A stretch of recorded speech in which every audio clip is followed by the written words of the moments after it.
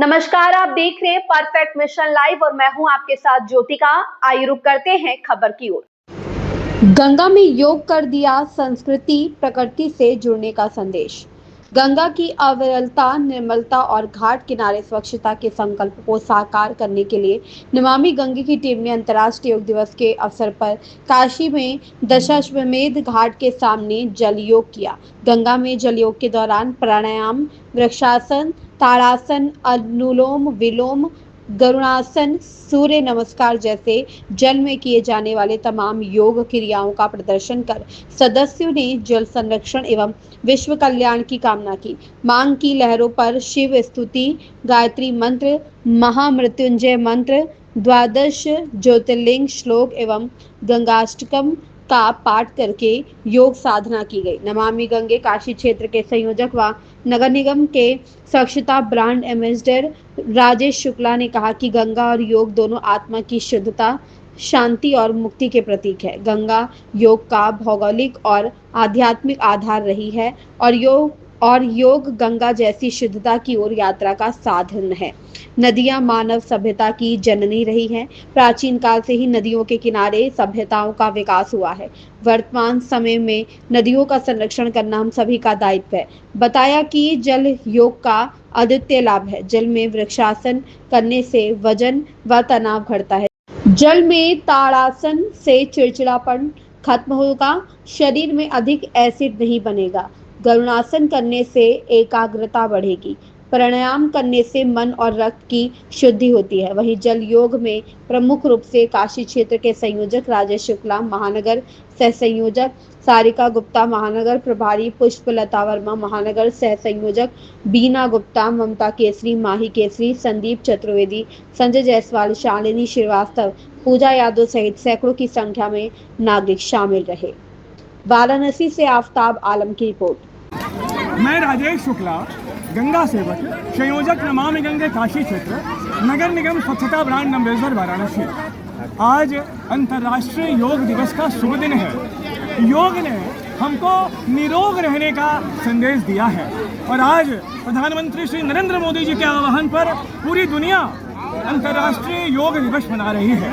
हमने काशी के पौराणिक दशाश्वमेध घाट पर प्रकृति और संस्कृति को जोड़ने का संदेश देते हुए, योग करके निरोग रहने का संदेश देते हुए गंगा जल में खड़े होकर जल में करने वाले आसनों को आत्मसात किया है। और यहाँ दशाश्वमेध घाट पर हजारों की संख्या में उपस्थित नागरिकों ने, माताओं बहनों ने हमारे साथ जल योग किया है और इस कामना से किया है कि पृथ्वी पर जल का संरक्षण होना चाहिए।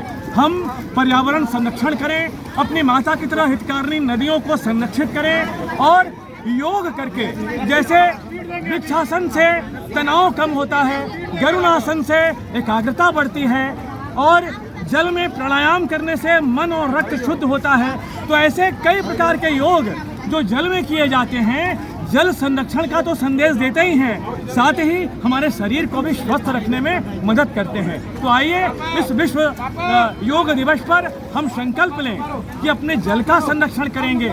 प्रधानमंत्री जी ने जो संदेश दिया है कि जल की बूंद बूंद बचानी है, उसको आत्मसात करेंगे, बूंद जल की बचाएंगे और माता की तरह हितकारिणी नदियों का संरक्षण करेंगे, स्वच्छता बनाए रखेंगे और मिलकर योग करते हुए भारत को आरोग्य बनाते हुए विकसित भारत, आत्मनिर्भर भारत की ओर लेकर जाएंगे। नमः पार्वती पते हर हर महादेव। मैं राजेश शुक्ला, गंगा सेवक, संयोजक नमामि गंगे काशी क्षेत्र, नगर निगम स्वच्छता ब्रांड एम्बेसडर वाराणसी। आज अंतर्राष्ट्रीय योग दिवस का शुभ दिन है। योग ने हमको निरोग रहने का संदेश दिया है और आज प्रधानमंत्री श्री नरेंद्र मोदी जी के आह्वान पर पूरी दुनिया अंतर्राष्ट्रीय योग दिवस मना रही है। हमने काशी के पौराणिक दशाश्वमेध घाट पर प्रकृति और संस्कृति को जोड़ने का संदेश देते हुए, योग करके निरोग रहने का संदेश देते हुए गंगा जल में खड़े होकर जल में करने वाले आसनों को आत्मसात किया है और यहाँ दशाश्वमेध घाट पर हजारों की संख्या में उपस्थित नागरिकों ने, माताओं बहनों ने हमारे साथ जल योग किया है और इस कामना से किया है कि पृथ्वी पर जल का संरक्षण होना चाहिए।